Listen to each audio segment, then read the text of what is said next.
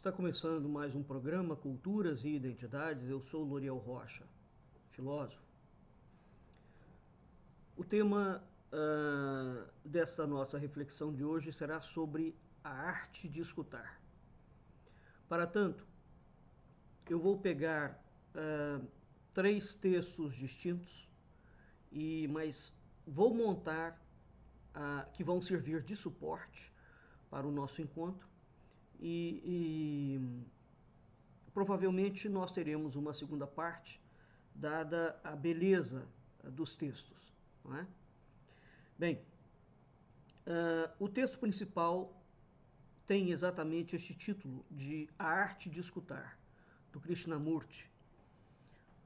Eu vou pegar esta obra do Harari, Uma Breve História da Humanidade. Existe um ponto aqui inicial na obra que se relaciona com o que nós vamos falar, e eu vou trazer novamente esta que para mim é uma das maiores obras de filosofia, Filosofia e Consciência, do Sérgio Luiz de Castilho Fernandes, já falecido.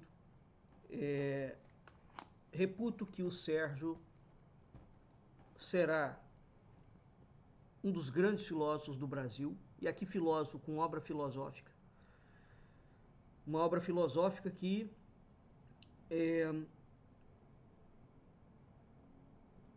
reescreveu, no âmbito da filosofia, o conceito de ser humano que já foi perdido há 200 anos. Eu já fiz muitos programas sobre isso. Não quero aqui retornar ao assunto, não é? Então hoje nós vamos discutir filosoficamente sobre a arte de escutar. Veja, nós vivemos num tempo em que nós temos muita mídia, não? Tem muita gente falando. Eu, inclusivamente, tenho um canal. Não é? O IMUB tem um canal, desculpe. E eu, inclusivamente, tenho programas dentro do canal do IMUB. Eu também falo. E vocês tiram o tempo de vocês para escutar o que eu falo. Por outro lado, o fato de alguém falar e de alguém ouvir não é um ato de escuta automático. A escuta é uma arte. E é sobre esta arte que eu quero conversar com vocês. Existe um segundo ponto aqui. Nós vivemos num tempo em que há muita gente falando. E nós temos assistido também um fenômeno de profunda agressividade, de reações extremamente agressivas quando alguém fala. Então, se o indivíduo, por uma razão qualquer, não concorda com o que o outro está falando, ele reage de uma forma extremamente violenta. E a violência será consoante a capacidade e o meio de ação que ele tiver naquele momento. Então, se ele está ouvindo algo dentro das mídias sociais, ele vai agredir em palavras. Se ele estiver presencialmente, provavelmente poderia partir para um outro tipo de expediente, não é? Físico. A agressão por palavras é um tipo de violência. E nós estamos assistindo, presenciando este fenômeno cada vez mais. Veja bem, eu tenho quase 60 anos. Eu venho de uma geração em que, quando duas ou mais pessoas estavam conversando, as pessoas sabiam conversar e, inclusive, divergir de uma forma educada. E aquilo era um debate de ideias. era um argumento. E mesmo quando nós estávamos conversando com alguém que sabia mais do que a gente, não um saber meramente intelectual, eu poderia estar conversando com um vaqueiro da fazenda do meu pai. Não há instrução, não há erudição aqui nesse diálogo. Eu sabia perfeitamente discernir que o vaqueiro sabia mais do que eu, naquilo que é o exercício da profissão dele. E naquilo que a vida o ensinou, dado que ele era uma pessoa mais velha do que eu. Porque a vida também nos ensina. Não é só os livros. Os livros a gente aprende alguma coisa. Os livros podem nos dar algum tipo de erudição. Mas eles automaticamente não nos tornam uma pessoa melhor. Não é? Então veja, hoje em dia, nós temos um outro fenômeno. Além do fenômeno da violência verbal, quando alguém fala alguma coisa com a qual o outro não concorda e ele reage violentamente, nós temos uma outra questão aqui. Indivíduos que, consabidamente, desconhecem completamente o assunto, quando vão conversar ou expor a sua opinião com alguém que domina o assunto, esse indivíduo apresenta uma fragilidade argumentativa e de personalidade imensa. Ele se torna muito mais agressivo do que o indivíduo que tem conhecimento. Porque o indivíduo que tem conhecimento, ele argumenta. Então, o sujeito de hoje, ele sequer se autoavalia e entende que ele não tem conhecimento sobre aquela área. Opinião não é conhecimento. Eu posso opinar sobre qualquer coisa. E o fato de eu deter um conhecimento sobre uma área, eu posso deter conhecimento sobre história e filosofia, mas o que é que eu entenderia de física quântica? Nada. Não é? Rigorosamente nada.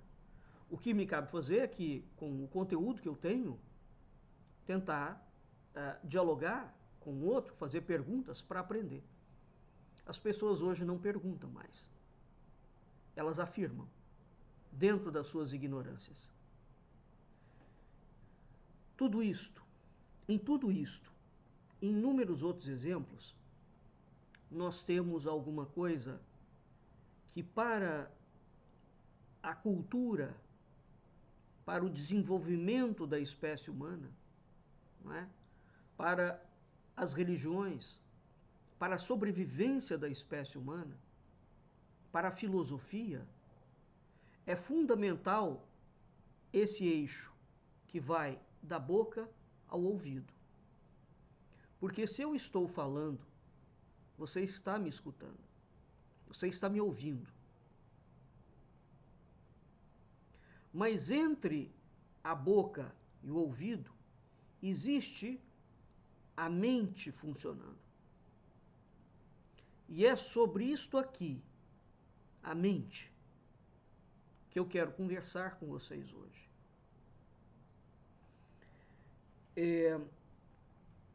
Eu começo com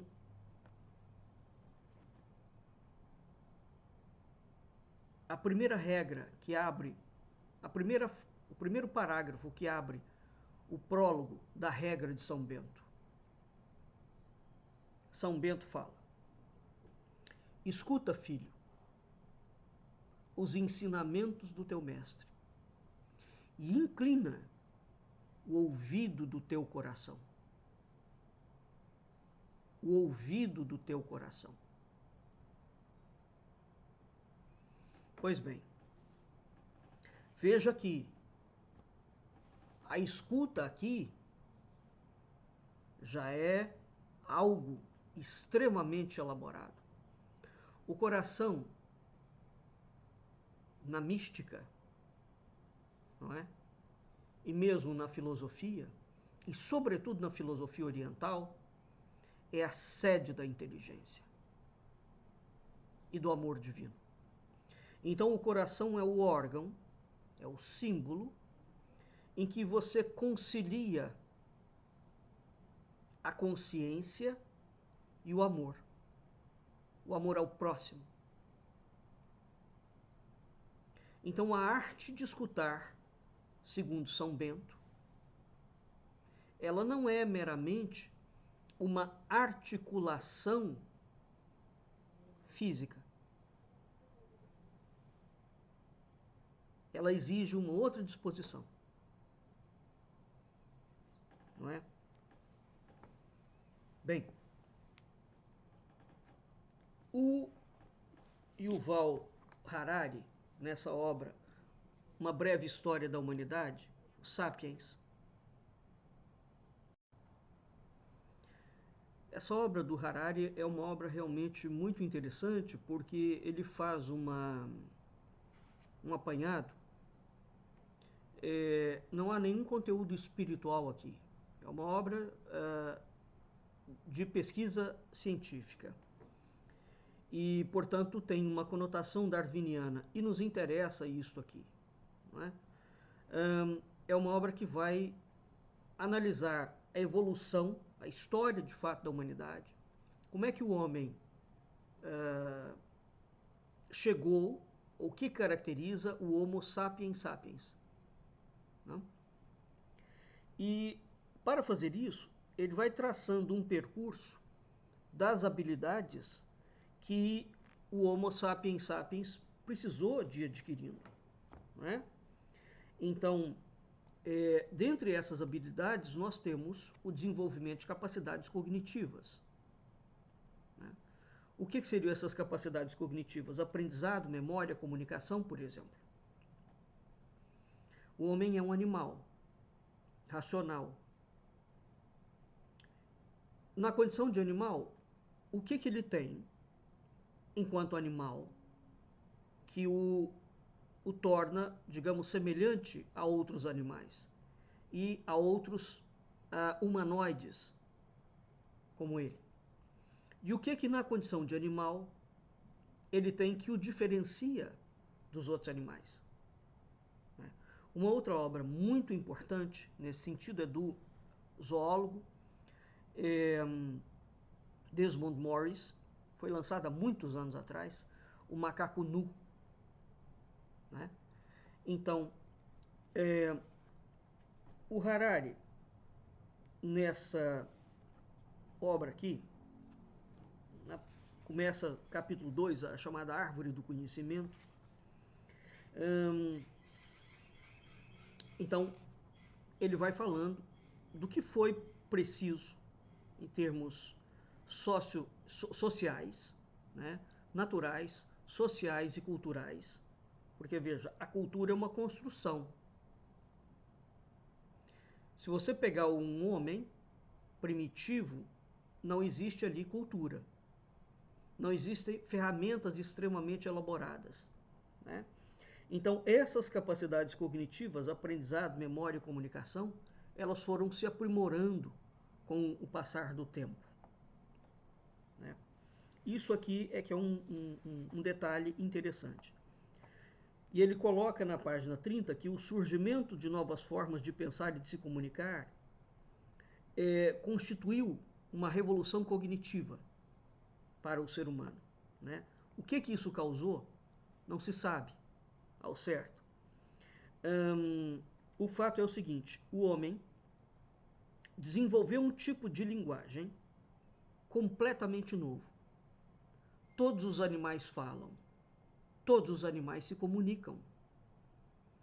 Mas este animal, que somos nós, ele se comunica de uma forma diferente. Então, o que é esta linguagem? Não é? E o que ela tem de singular? Veja, na natureza, os cachorros se comunicam, os pássaros se comunicam com toda a sua musculatura.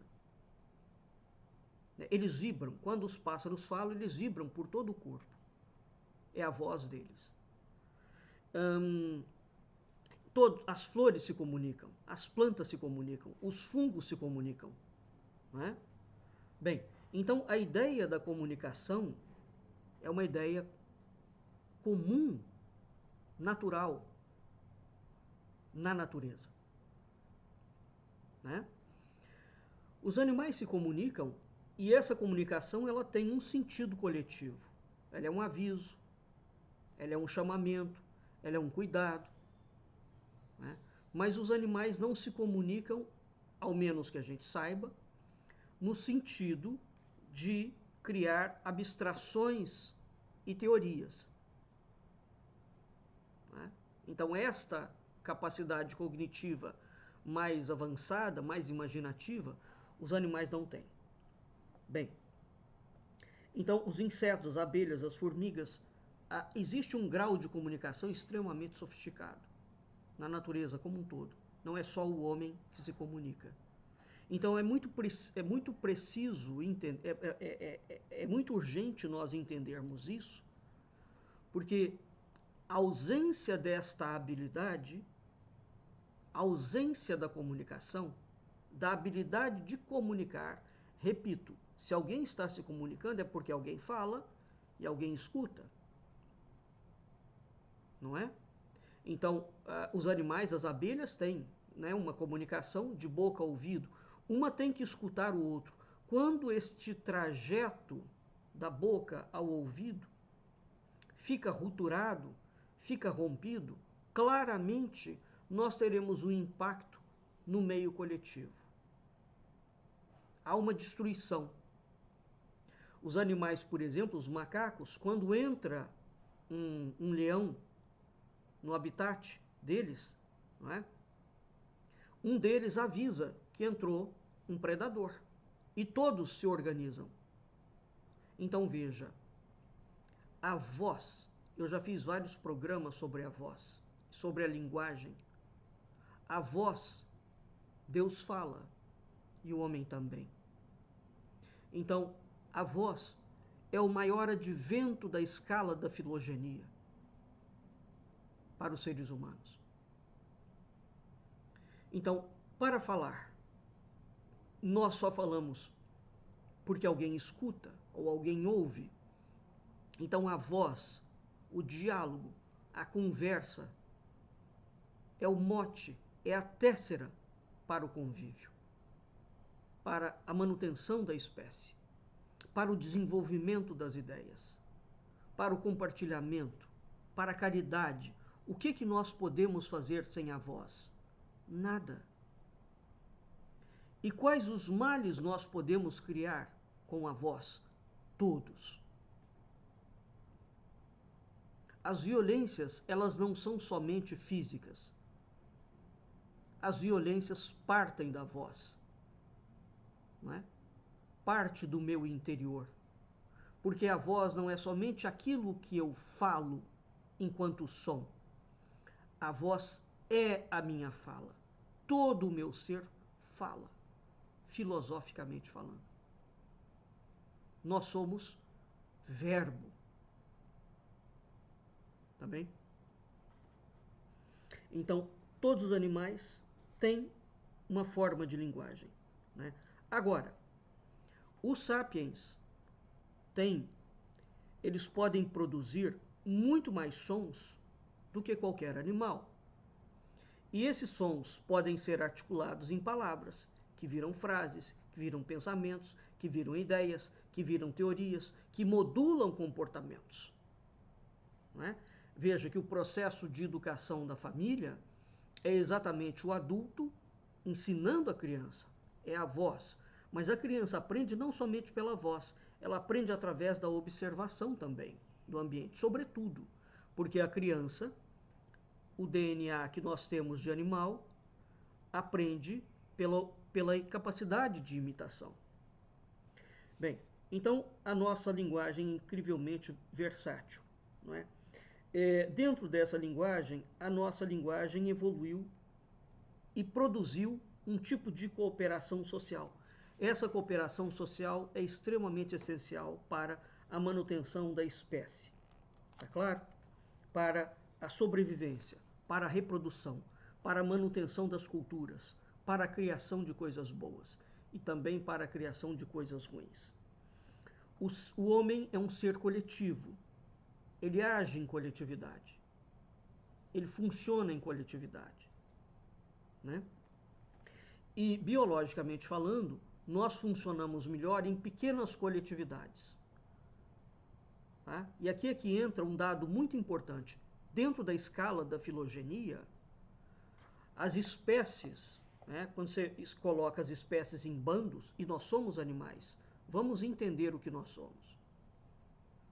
Nós funcionamos bem enquanto espécie até um número máximo de 150 pessoas. Esse fenômeno acontece, por exemplo, em empresas familiares. Até 150 pessoas você consegue mais ou menos manter a empresa dentro de uma mesma ressonância. Quando ultrapassa 150 pessoas, 1.000 pessoas, 200.000 pessoas, etc., quando a empresa fica uma empresa muito grande, veja que a dinâmica muda completamente. Isso diz respeito à nossa natureza dissímil. Tá bem? É preciso estudar esse tipo de comportamento. Então, o que vai acontecendo? Quando nós conseguimos manter um tipo de fala ou de código para um número limitado,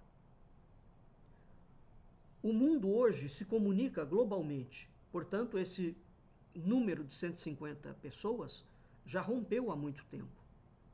Então, como é que nós vamos fazer para nos comunicar coletivamente?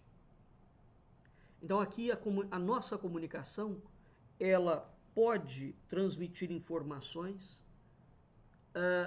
em alta escala. Mas aqui, a nossa linguagem já deu um salto. Então, entendam o que eu estou falando. Nós nos comunicamos de uma forma sem a necessidade de códigos, sem a necessidade de símbolos, sem a necessidade de abstrações, sem a necessidade de imaginações, até um nível, segundo a ciência, 150 pessoas. Por que 150? Porque a relação está muito próxima. É um número em que você consegue conhecer o outro. E veja, quando você conhece o outro, automaticamente nós temos mais paciência. Verdade, não? Porque a gente entende as idiosincrasias, a forma da pessoa se comportar, etc. Tal. Então, quando a gente extrapola esse número de 150, nós já temos uma dificuldade pela falta de proximidade. Então, veja que a ideia de família, a ideia de tribo, isso é uma coisa muito animal, não é? Num bom sentido. Essa ideia de acolhimento, ela está no cerne da nossa estrutura. Por outro lado, nós também desenvolvemos uma capacidade cognitiva que nos habilita a conviver com multidões.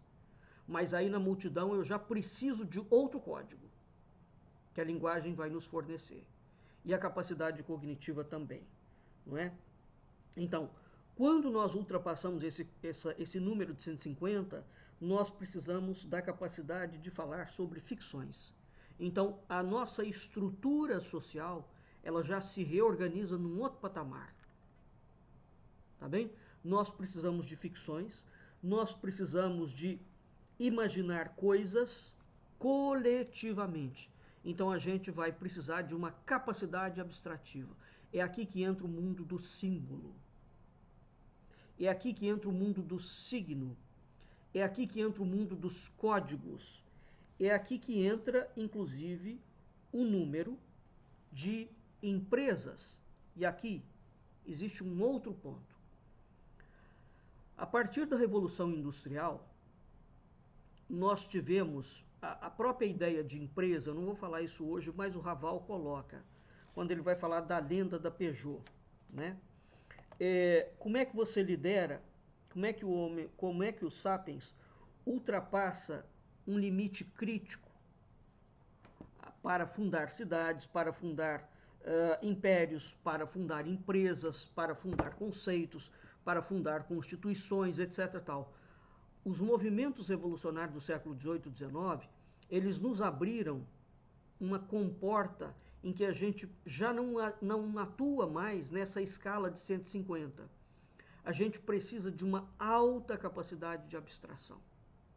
Nós precisamos de outros códigos. Essa é a razão pela qual, internacionalmente falando, você tem hotéis cuja marca é a mesma marca no Brasil, inclusive a nível de design, a nível de culinária, é a mesma marca na China, é a mesma marca na Índia, é a mesma marca nos Estados Unidos e vai por aí afora.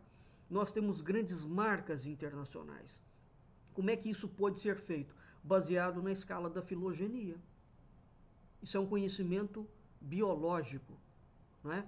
Então, agora, nós só conseguimos ultrapassar esses limites e liderar coalizões grandes e estáveis em torno de temas.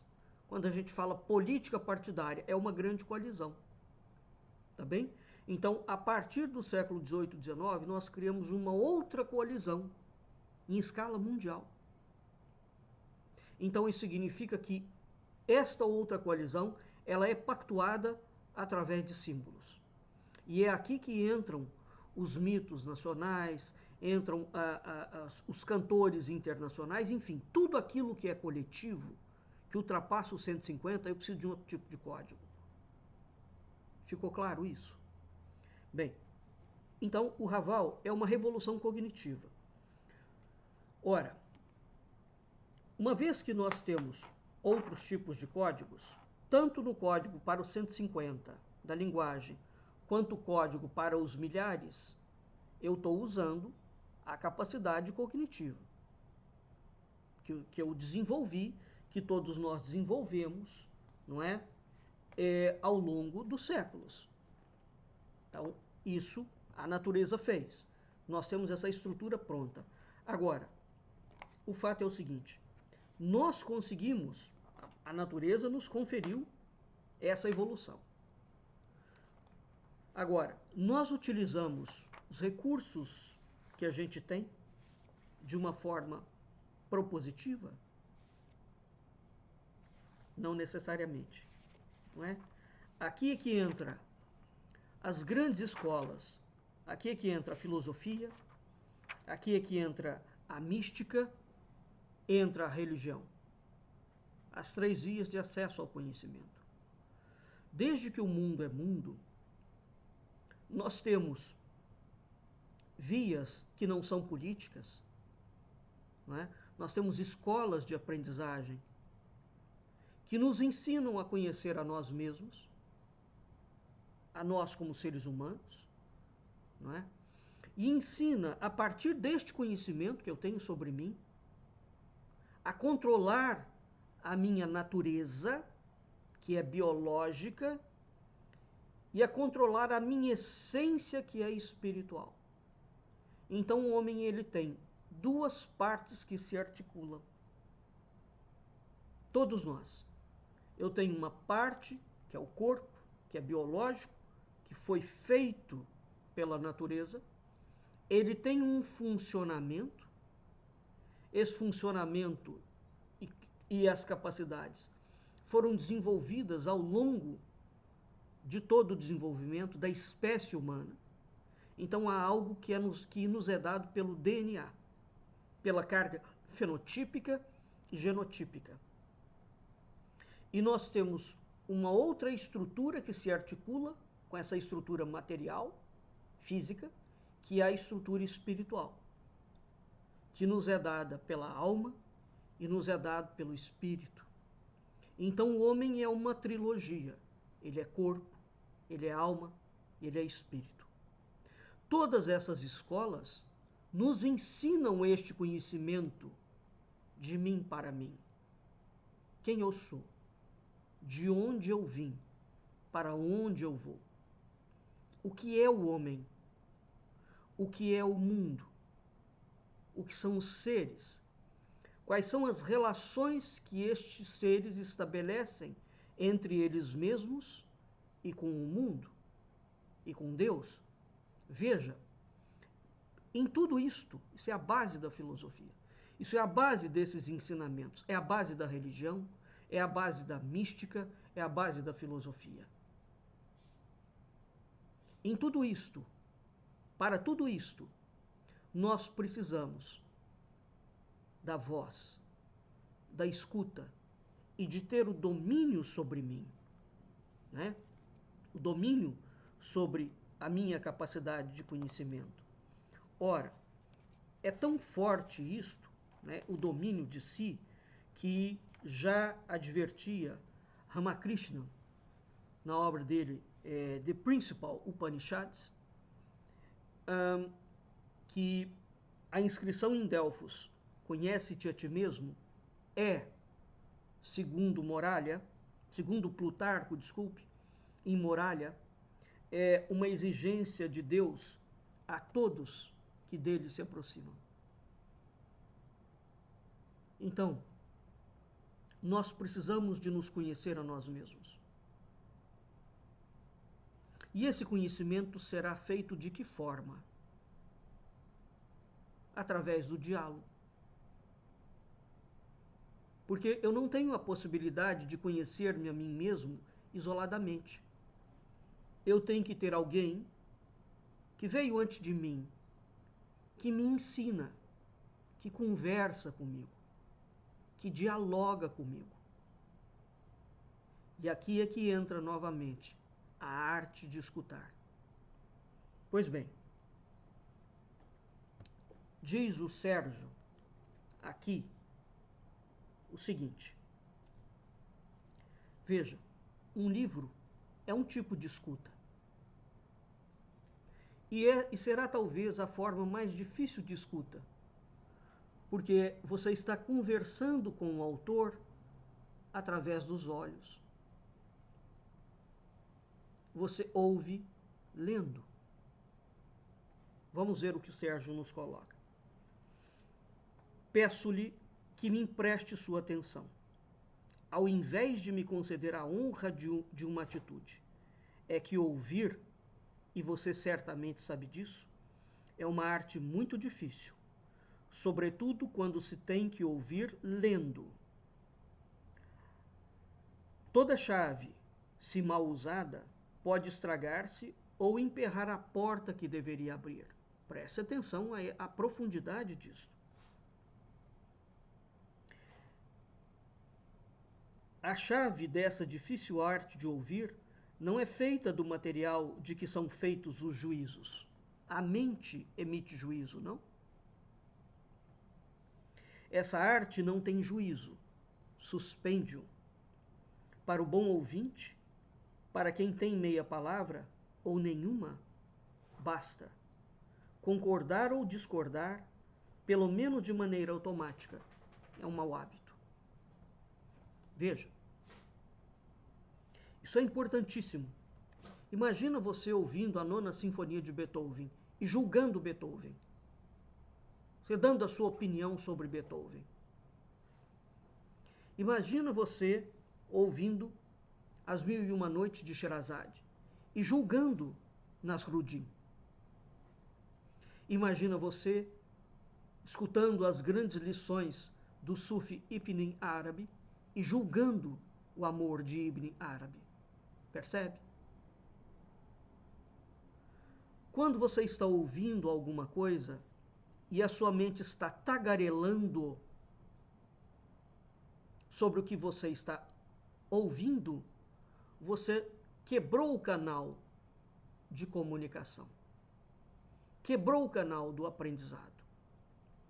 Essa é a razão pela qual, na filosofia oriental, aqui muito mais do que na ocidental, nós temos uma severidade de disciplina, um rigor metodológico de ensino que, para mim, falta à filosofia ocidental. Lá, eles focam muito nesta ideia da impermanência da mente que fofoca, não é? Da mente que julga. Eu comecei o nosso encontro falando para vocês que quando a gente fala qualquer coisa nas mídias sociais, a pessoa não ouve o que você está falando. Ela julga de saída. Porque se você não ouve, você não consegue refletir. E você sai com raiva daquela escuta. Raiva da pessoa. Então as pessoas, nós temos esse fenômeno mundial. As pessoas não conhecem as outras e elas são capazes de odiar porque a outra fala alguma coisa com a qual ela não concorda. Isso é o básico da filosofia. É o básico de qualquer disciplina. Plutarco, em Muralha, Oráculo de Delfos. Conhecer-se a si mesmo é uma exigência de Deus a todos que dele se aproximam. Escuta, filho, os ensinamentos do teu mestre e inclina o ouvido do teu coração. São Bento, de Claraval, um dos maiores místicos do Ocidente. É com essa frase que ele abre o prólogo da regra do beneditina, dos mosteiros cistercienses, não é? Da ordem de Cister. Se você não sabe escutar, você não é humano. Correto? Você não é humano e você se desumaniza na estrutura biológica. A estrutura espiritual você nem acessa. Você não acessa a alma e você não acessa o espírito. Hoje, nós só queremos escutar falas, pessoas que falam o que nós queremos ouvir. Então, na verdade, é um sistema de eco. É como se você chegasse num penhasco, falasse ao despenhadeiro e o despenhadeiro volta com a sua palavra. Você não está ali inclinando o ouvido do teu coração. Não é? Então, veja, ouvir é uma arte. Então, se eu estou falando e você não consegue parar de tagarelar mentalmente, você não sabe fazer o processo de escuta. Não sabe mesmo. A filosofia oriental ensina isso de uma forma muito intensa. São inúmeros os casos de Bodhidharma, por exemplo, em que um indivíduo chega, ele está com a mente dele completamente desordenada e o mestre dá uma tacapada na cabeça dele. Tem um caso muito engraçado de Bodhidharma. Um filósofo chega para ele e fala: mestre, o filósofo tinha ido procurá-lo anos atrás. Retornei aqui porque eu consegui esvaziar-me consegui tornar-me uma pessoa melhor. O mestre chega e dá um tacape, Bodhidharma dá uma tacapada na cabeça dele e fala: vai esvaziar-se do seu vazio. Ele continua cheio de arrogância, não é? Da vaidade. Então, nós temos esses ensinamentos, o ensinamento de uma mente mal disposta, porque é através da capacidade cognitiva, memória, capacidade de armazenamento, não é? Então, nós temos uma parte nossa que pensa, eu preciso de ouvir, eu preciso de ler, pensar e refletir, são atividades cognitivas completamente distintas. O fato de eu ler uma coisa não significa que eu pense, e o fato de eu pensar não significa que eu consiga refletir. A reflexão já é um processo de extração do conteúdo que eu li, onde eu consigo elaborar ideias e ver nas entrelinhas aquilo que não estava escrito diretamente de uma forma objetiva. A reflexão já é uma estrutura extremamente elaborada. É um outro nível. Então, todas as pessoas que leem ou que ouvem, pensam e refletem, não conseguem. Então, há um caminho para o conhecimento. E ele passa pelo domínio, pelo autoconhecimento, pelo domínio de nós sobre nós mesmos. Eu tenho que me conhecer. É um imperativo categórico. É um imperativo filosófico categórico e é um imperativo divino. E é um imperativo da mística. Quem é você? Então veja, de saída. Quando você está ouvindo uma pessoa e está julgando o que aquela pessoa está falando, entenda, você já cessou qualquer capacidade mais sofisticada de elaboração cognitiva. A arte de ouvir não é a arte de emitir juízo. Você não ouve para falar junto. Você ouve para aprender. Ah, Loriel, mas eu já sei esse assunto. Isso é irrelevante. É absolutamente irrelevante.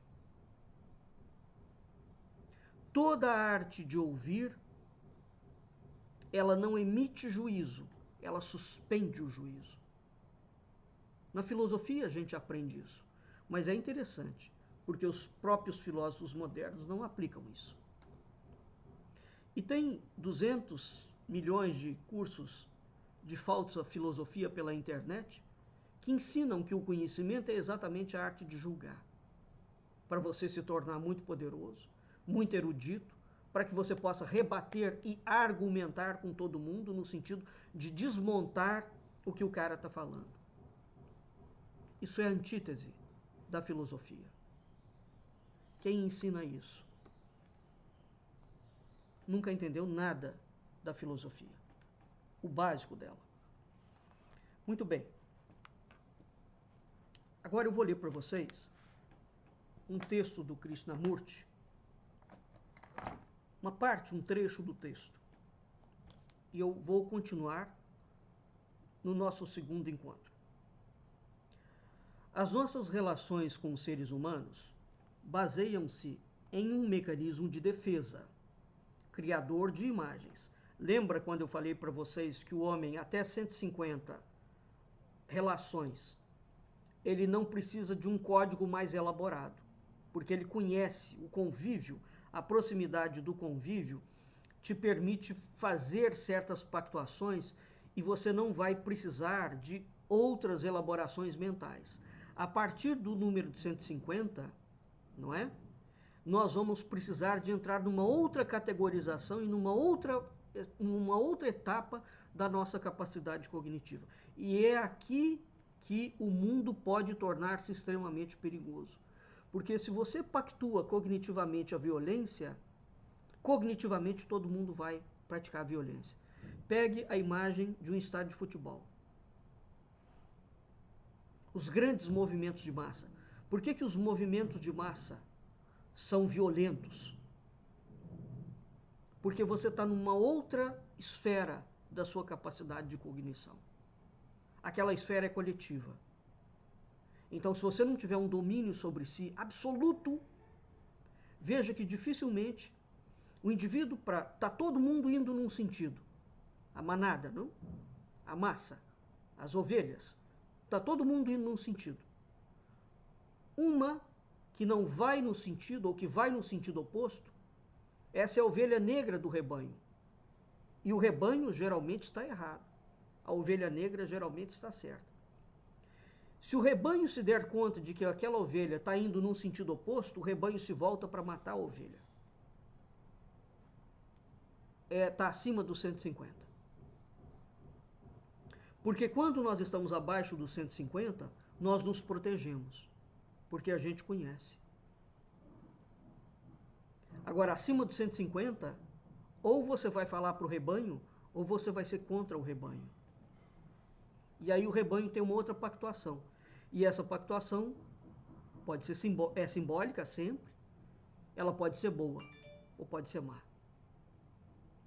Donde a necessidade do domínio, da escuta e da fala, da mente e do coração. Tudo isso que a filosofia, a mística e a religião nos ensinam. Não é a política que vai nos ensinar isso. Então, quem vai nos ensinar a sermos pessoas melhores? A filosofia, a mística e a religião. São as 3 vias de acesso ao conhecimento. Conhecimento aqui entendido como autoconhecimento de si e de Deus, não é? Do espírito. Então, as nossas relações com os seres humanos baseiam-se em um mecanismo de defesa, criador de imagens. Em todas as nossas relações, formamos imagens uns dos outros. E são essas imagens que estabelecem relação e não os seres. Preste atenção a isso. Está acima do 150. A esposa cria uma imagem do marido e vice-versa. Cada um abriga essa imagem da sua pátria, bem como uma imagem de si próprio, uma imagem da sua empresa, uma imagem da sua cidade, uma imagem da política, uma imagem. Então veja que esse homem aqui, o Raval fala, né? Então, na escala da filogenia, até um determinado ponto de convívio social, nós não fabricamos imagens. Mas chega um ponto do convívio social em que a fabricação de imagem surge. E nós estamos habilitados porque o homem imagina. Agora, há todo o problema filosófico e dentro da mística e dentro da religião com este projeto de objetivação. Quando você fabrica uma imagem, você se identifica com ela. Chama-se a criação da identificação objetal. Por que muitos casamentos dão errados? Porque você tem uma expectativa sobre o outro que você criou. É isso que o Krishnamurti está falando. Então você não olha mais para a sua mulher. Você olha para a expectativa que você criou da sua mulher. Você não respeita a integralidade do ser dela. E ela tampouco respeita a sua. Esse processo em filosofia, repito, chama-se identificação objetal. É quando passa a funcionar uma outra esfera da mente e você não vê mais o outro. Você, de fato, não enxerga o outro. É como se você estivesse olhando para um espelho em que você criou, mas é você que criou a imagem de si mesmo projetada. A psicologia também vai nos ensinar isso. São as projeções, não é? Bem, a essas imagens vamos fazendo mais e mais acréscimos a fim de fortalecê-la. E desse modo, por causa da formação de imagens, o verdadeiro estado de relação entre dois seres cessa completamente. Claro, você não escuta mais o outro. Você não fala mais com ele. Você está falando com a imagem dele. Então você cria uma expectativa, não é? Que não diz respeito à realidade. É uma mitificação simbólica. Cada um pode observar esse fato em si próprio, não é? Quando você cria a imagem do outro, a verdadeira relação cessa completamente. Eu não conheço nenhum de vocês que me ouve. Os meus alunos eu conheço. Vocês que me ouvem certamente têm uma imagem a meu respeito. Essa imagem provavelmente não é a verdadeira. Mas ela é a imagem com que você trabalha. E a partir dessa imagem, você me julga. E uma vez que você me julgue, você não vai entender o que eu estou querendo compartilhar com você. Bem, cada um pode observar esse fato em si próprio. E, evidentemente, as relações baseadas em tais imagens jamais serão pacíficas, porque as imagens são fictícias e não se pode viver abstratamente. Veja que isso tem um impacto social e pessoal profundo, porque nós estamos vivendo na ilusão. A tradição extremo-oriental, da filosofia extremo-oriental, tem todos os ensinamentos sobre a Maya, sobre a impermanência do mundo, e quando você se fixa a essa impermanência, não é? A essa fluidez, a essa criação imaginativa, que é falsa sobre a realidade. Então, faz parte da filosofia a distinção entre realidade e falsidade. Quando você cria uma imagem, você está diante da falsidade, você não está diante da realidade. Está claro? Todavia, é isso que estamos fazendo, a viver na esfera das ideias, das teorias, dos símbolos, tais como nação, como as imagens que criamos a respeito de nós mesmos e dos outros, as quais são puras abstrações e realidades. Nós, no IMUB, temos um curso desde o início da formação do IMUB, que é o curso de Filosofia e Consciência. Uma das coisas mais difíceis, com quase 30 anos, eu digo para vocês, uma das coisas mais difíceis é você fazer o ser humano olhar para dentro dele mesmo, para que ele se reconheça. Conhece-te a ti mesmo. O oráculo de Delfos. Conhecer-se a si mesmo é uma das tarefas mais difíceis. Sabe por quê? Porque, via de regra, o homem olha para fora. E ele olha para a imagem que ele criou dele mesmo e ele se apega àquela imagem. E ele não consegue sair desse apego. Então, o apego de si é um ponto básico no desenvolvimento de qualquer boa filosofia. É uma das teorias, né? É a maiêutica socrática. Por isso que os filósofos pré-socráticos, Platão, Sócrates, vão falar tanto do perigo dos sentidos, né? Da fluidez dos sentidos e da necessidade que você tem de suplantar os sentidos. Você está me ouvindo, você está me vendo, para tentar entrar na alma e no espírito, para aí sim ver, habilitar-se, né? Através de um processo de autoconhecimento, de um processo que é olhar para dentro, para reconhecer aonde você está misturando a realidade com a falsidade, para a partir disso você conseguir ser uma pessoa mais ajustada consigo, num sentido profundo, e estabelecer uma boa relação com o mundo. Mas isso não se faz se você vive na esfera das imagens, tá? Todas as nossas relações, como a propriedade privada, o seu dinheiro, o seu carro, o seu caráter, a posição na sua empresa, o seu título social, a sua fortuna, né? O seu nome de família, a sua pobreza, a sua cor, tá entendendo? Tudo isso é você? Não. Na próxima aula, no próximo encontro, eu vou trazer para vocês um esquema que eu faço com os meus alunos há quase 30 anos. E eu vou te mostrar que tudo isto que você acha que é você, não é você. Você está identificado com esses objetos que não são você. Não é? Então, todas as nossas relações com a propriedade, com as ideias, com as pessoas, baseiam-se essencialmente nessa formação de imagens. E por isso sempre resulta conflito. Se enfrentarmos a vida com imagens, resulta inevitavelmente problemas. Espero que não estejam ouvindo apenas um amontoado de palavras, mas se sirvam do orador como um espelho no qual se possam olhar. Afinal, esse é o intuito destas palestras, e não o de reunir uma quantidade de ideias e argumentos, não replicar com habilidade, né? Mas antes, cada um observar-se a si próprio e aos movimentos de sua mente, do seu coração, de todo o seu ser, tal como realmente é, sem imagem nenhuma. Dificílimo isso. Tá? Mas esse é o caminho. E é o único caminho. Isso todas as tradições do mundo nos ensinam. Todos os grandes sábios e iluminados nos ensinam. São as 3 perguntas que a Esfinge faz a Édipo. Quem é você? Então, todos nós nascemos, crescemos, nos desenvolvemos e morremos em sociedade.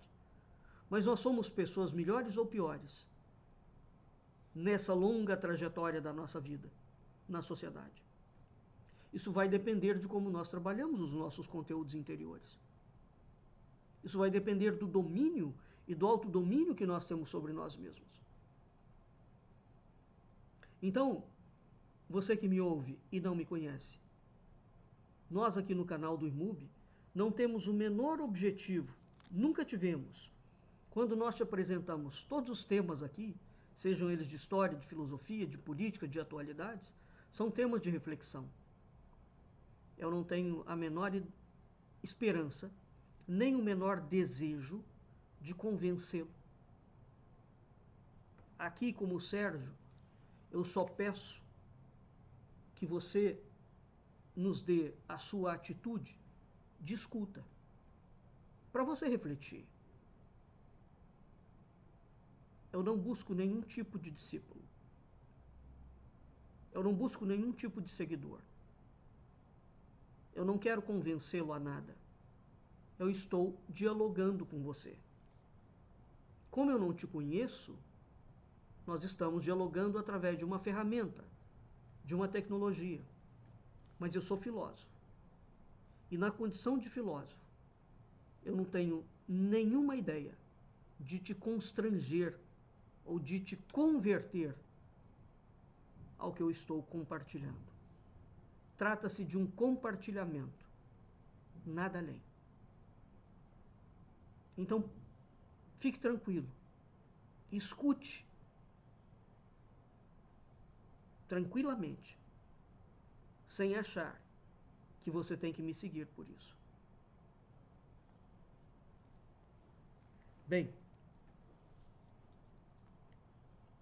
se cessam, então, se assim fizerem, talvez possamos descobrir como viver completa e totalmente em paz conosco próprios e, por conseguinte, nas relações com o outro, com o mundo e com tudo ao nosso redor. Essa é a arte de escutar. Escutar é uma arte, mas para podermos escutar, exige-se certos requisitos. Primeiro, a mente deve estar imóvel, caso contrário, não pode escutar.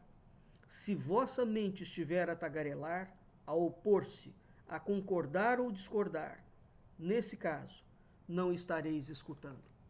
E ele continua o ensinamento. Bem?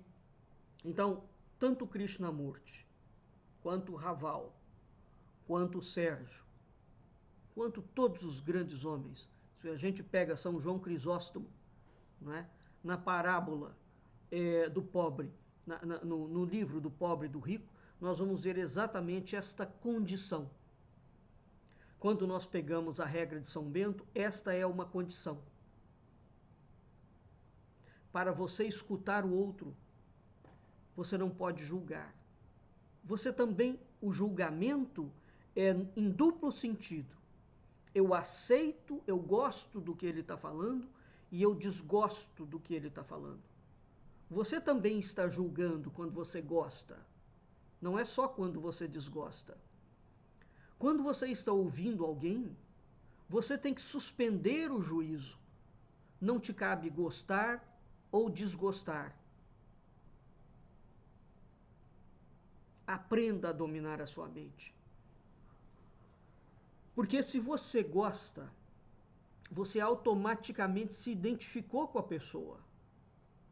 E se essa pessoa não for honesta, ou se essa pessoa estiver falando alguma coisa equivocada, ou se essa pessoa estiver trabalhando acima dos 150, você pode ser encaminhado, usado, manipulado por essa pessoa e vai se transformar em rebanho. Não é? Então, quando nós estamos lendo alguém através de um livro, ler é uma arte muito difícil, porque você tem que ler escutando. Uma biblioteca é sempre um lugar extremamente agradável. Por quê? Porque ela está povoada de pessoas. Os livros são pessoas, não é? E nós dialogamos com cada uma delas. Então é disso que nós precisamos. Desenvolver a arte de escutar. E cada dia mais, sobretudo nos tempos que nós vivemos, essa arte é muito necessária. É esta arte que geneticamente, filogeneticamente falando, o nosso corpo precisa. Nós evoluímos enquanto espécie porque nós falamos e nós nos comunicamos e nós escutamos. Mas nós também temos uma alma e temos um espírito. A nossa alma e o nosso espírito também escutam. Nós somos verbo. Deus fala. Todos os animais falam. Toda a natureza fala. Toda a natureza tem linguagem. E como é que nós vamos escutar a nós mesmos? Como é que nós vamos escutar ao nosso semelhante? Como é que nós vamos escutar as necessidades da natureza? Como é que nós vamos escutar a necessidade dos pássaros? Como é que nós vamos escutar a necessidade das árvores? Como é que nós vamos escutar a necessidade dos rios? A proposta de uma alta ecologia, a escuta. O olhar para o outro, o olhar para o meio ambiente, o olhar para o sofrimento, o olhar para a necessidade, o olhar para a caridade, o olhar para a bondade. Tudo isso que nós entendemos que são gestos, atos, comportamentos que nos tornam pessoas melhores, partem de um ponto básico: a arte de escutar. Se você não escuta, você não reflete, você não entende, você não se aproxima, você não se une, você não ama. Então, o exercício da capacidade mental é para que a gente desenvolva uma aristocracia do coração. Vamos ficando por aqui e até o nosso próximo encontro.